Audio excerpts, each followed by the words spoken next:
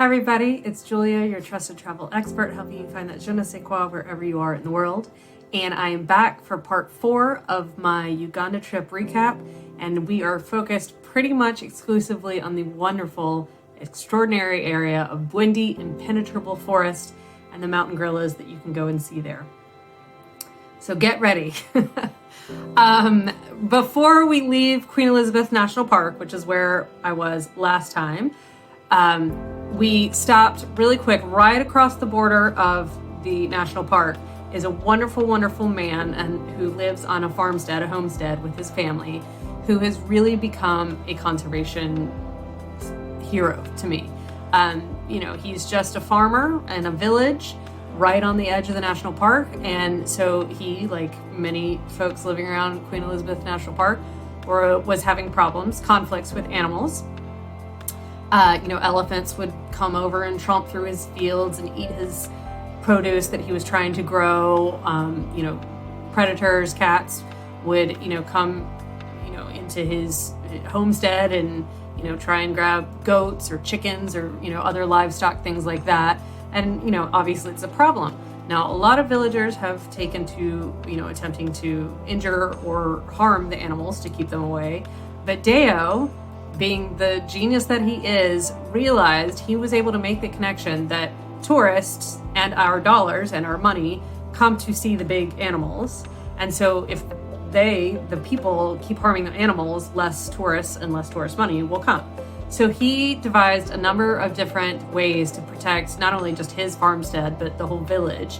They dug a trench that was, I think it's 6 meters deep and 6 meters wide, so the elephants can't cross over into the fields. And he and his family personally dug 2 kilometers of that before the Ugandan Conservation Agency figured out what they were doing and how great it was, and they added a further 20 kilometers. So now there are 22 kilometers of deep trench that elephants can't cross, and he maintains his little section of it. He has like sort of early warning / loud noises to deter any cats and, all kinds of wonderful things. And so meeting Deo and seeing his farmstead was one of the highlights of the trip. So that's what this was like.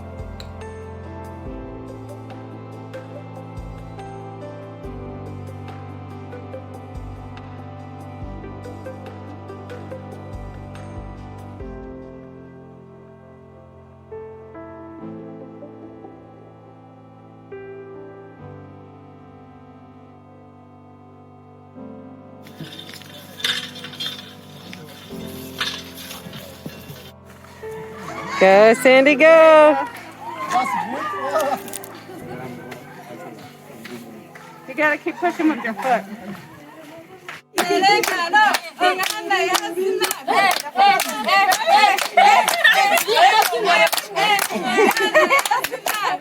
Oh.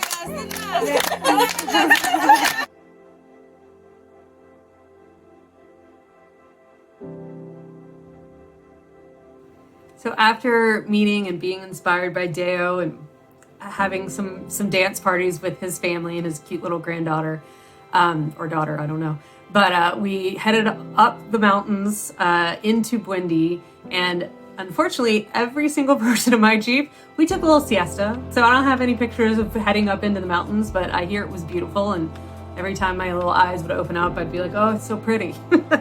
But we made it into the forest and into the national park. We stayed at Bahoma Lodge, which is one of the few lodges that's inside the national park gates. And so, of course, we had to do our COVID protocols, get our temperature taken, register who we were and where we were going. And then we got to check into our lodge, and it was just this really lovely, charming, homey place. And all of the rooms are sort of like tree houses, like up kind of on stilts, like back into the forest and up the hill. So you always had to climb up some stairs to get there. But it was just such a lovely place. And from there, we went to yet another lovely and inspiring place. I mean, this day was like the most inspiring day. We went to, for our first afternoon sort of activity, several of the ladies, not everybody, we went to the Ride for a Woman nonprofit. And this is a women's empowerment group that was started, years ago, they started by renting mountain bikes to tourists, and this was a way that women could have a job, better themselves, etc. And it is now expanded. And Evelyn, the woman that runs it, is amazing. And I forget how many employees, direct employees she has, because the employees make garments and other things with fabrics, little bags and napkins and all kinds of fabric goods. Also, they weave baskets and make other handicrafts. But she also works with over 300 women in the community, with education, with loans, all kinds of different ways to improve the community. And they had not seen tourists for months and months and months. And so we were so excited to patronize them, order all these beautiful items of clothing and bags and everything. We spent lots of money, and they really were just wonderful. And so that's what that was like. And then they turned out that they actually dance for you at the beginning of your gorilla trek before you set out, to sort of get you ready. And it was just so touching and so emotional and so fabulous that I got a little teary-eyed. So here's some Ride for a Woman stuff.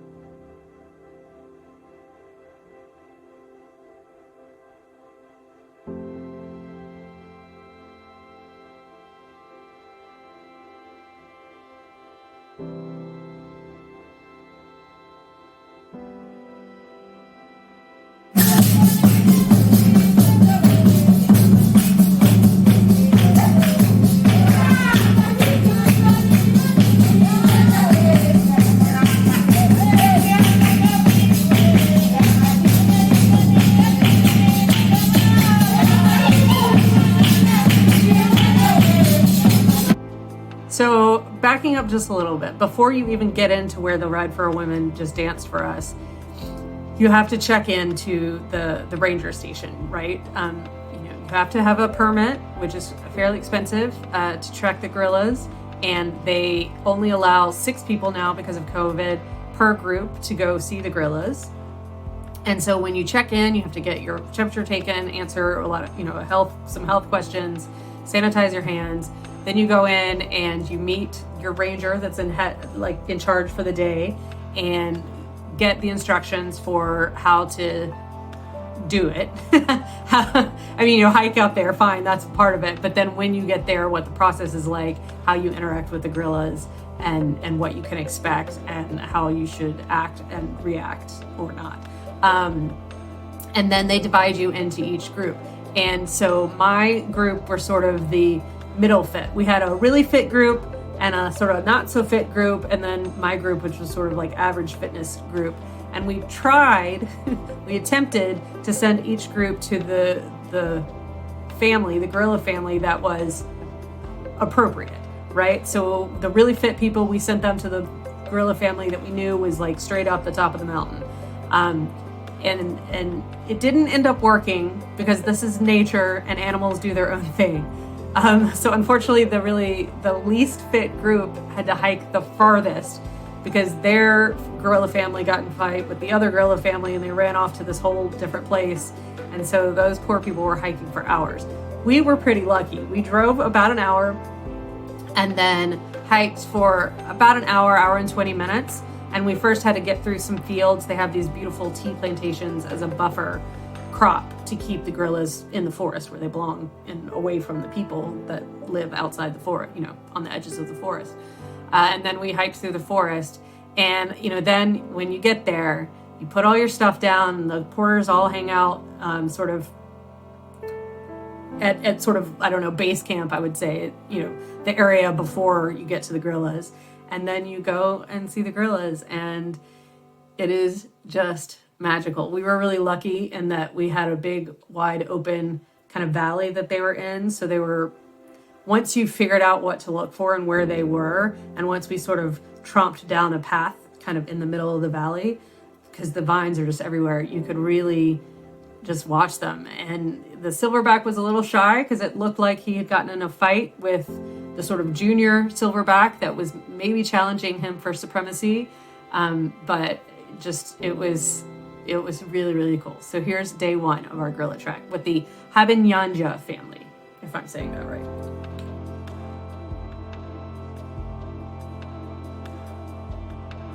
Okay, my name is Cosmas. I will guide towards going to track the gorilla family called Habinyanja, a group of 12 individuals.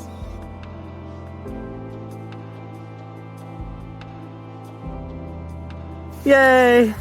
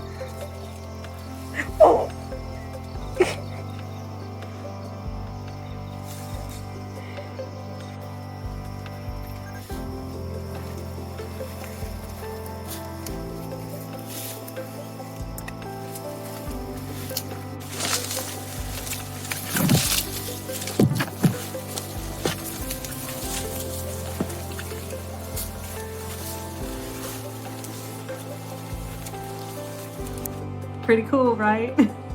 So, like I said previously, when we first arranged to do this trip, it was only scheduled and only included for us to do 1 day with the gorillas. And I immediately asked, like, is it not possible to do 2 days? Because I knew that 1 day was not going to be enough. And sure enough, it was not. And so luckily, 6 of us, exactly 6, the right number we needed, although we would have done it even if there were less of us, but 6 of us all decided that we all wanted to do a second day. So that second day dawned, and we went back and went through all of our same procedures. And some pictures that I left out, you'll see me standing in a little bucket.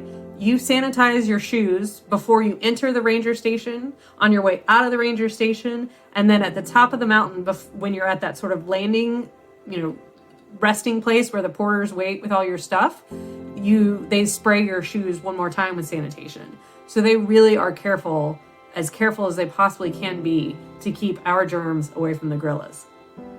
So on day 2, we headed right out from the ranger center. We didn't have to drive anywhere. And we were headed to see the Rushigura group, which is actually the silverback of the Rushigura group is the little brother of the former silverback of the family we had seen before. So they were all one family, but they split up when at some point when this silverback grew up and he wanted his own family. And they were having a bit of a baby boom. They had had a baby born to them 6 days before. So we were the second group, because the day before a group had gone to see them too. So we were the second group to see them. But this hike was definitely a little bit more challenging for me because it was basically straight up the mountain. And then they were just over the peak of the mountain behind the Ranger Center. But we had lots of close encounters in this one. And it was totally different, but totally the same and totally wonderful. And I just cannot explain how exciting it is to be in the presence of these gorillas. So check it out.